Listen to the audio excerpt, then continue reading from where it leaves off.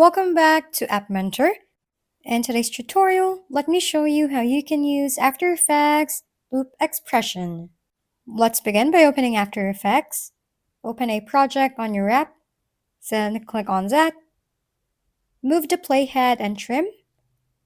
Then select your trimmed clip. Right-click on that and select Pre-Compose on this prompt. Just press OK.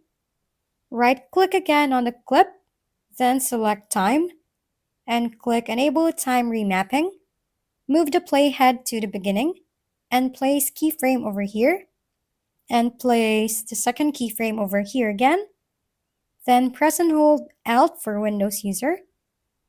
Then select Time over here, and go to Play icon.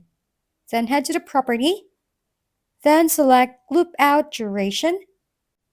Then click out of the code and adjust this clip to your desired length. And that's it. Thank you for tuning in to App Mentor. If this video is helpful, please don't forget to like, hit the subscribe button, and leave a comment for any suggestions. See you on the next video.